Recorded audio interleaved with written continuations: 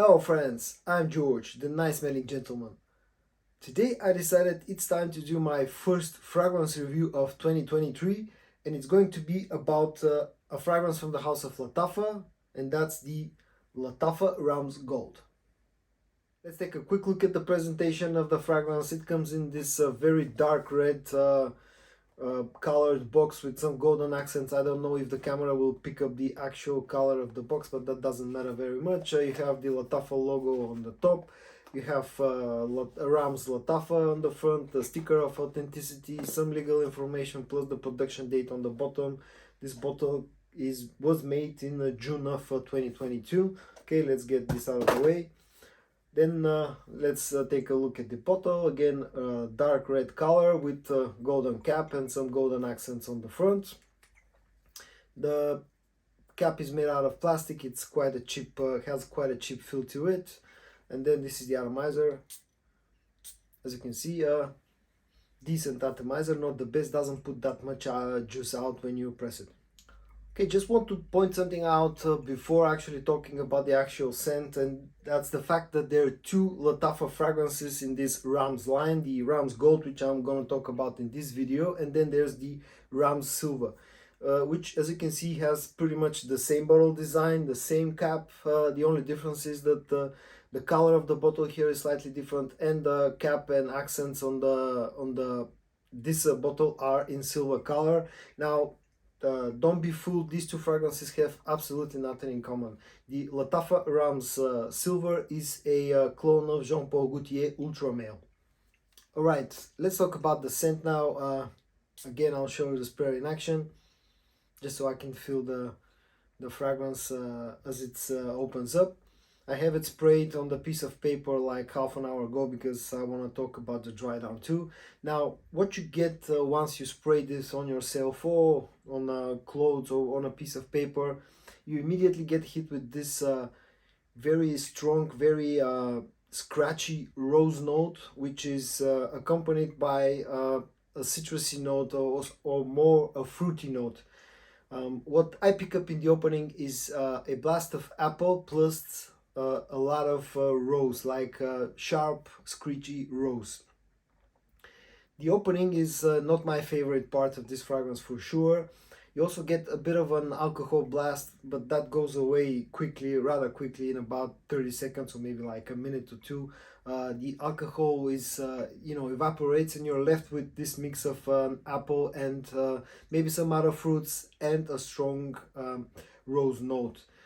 That's what I definitely don't like about this fragrance. Now, when this starts to dry down, the rose note becomes like a lot softer. The whole fragrance becomes a lot more mellow, and that slightly bitterness and scratchy opening becomes a lot softer, a lot sweeter. When this starts to dry down, the more it enters its dry down phase, the sweeter it becomes. The vanilla note starts to get prominent. There's an amber note here as well, which starts to get prominent on the dry down. Also, definitely the rose is still here on the dry down, but it's a lot more civilized, it's a lot softer, and there are definitely some ouds in the mix as well. And also, I want to point out something else. There is an oud note in here, but it's not that usual Lattafa, oud note that is very prominent in some of their other fragrances. Here, it's a lot better, I would say. Now, one thing about this fragrance, it's so sweet, and because of that rose, it's definitely at least unisex, and in my opinion, or at least to my nose, this leans a bit more on the feminine side. That's why maybe some guys won't like it, but it's not that bad. I've worn this and it's not a problem. It's just that especially on the initial blast with that very strong rose note, some guys may be put off and may think that this is very feminine. When on the dry down, it actually starts to go somewhere in the middle between a men's fragrance and a woman's fragrance. Now, if we talk about the performance of this fragrance, it's a pretty good performer. I get about 7 to 8 hours on my skin with pretty strong projection in the first hour and a half. About versatility or like seasons when you can use this, I think this is more of a autumn or spring type of fragrance. The sweetness here is going to be a bit too cloying in the hotter months in the summer, and it's not the vanilla and the sweetness isn't strong enough for this to be a winter fragrance. Now, this can be an office safe fragrance if you don't overspray this because of the opening, because that pretty sharp rosy opening. Or if you want to wear this to the office and you like to overspray your fragrances, then do your colleagues a favor and spray this at least an hour before you actually go to work, to your office. Now, about the pricing, this is quite cheap. I was able to get this for less than $20. I think it was something like along the lines of $17, $18. It goes somewhere between $15 and $25, so it's very cheap. And just at the end, I want to touch about the actual similarities between this and Alexandria 2 by Xerjoff.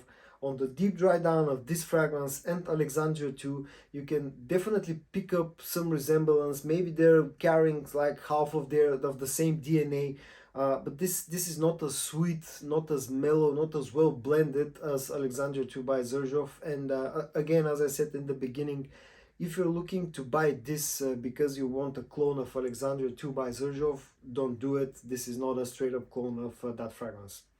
So to finish things off, today I talked to you about the Lattafa Ramz Gold.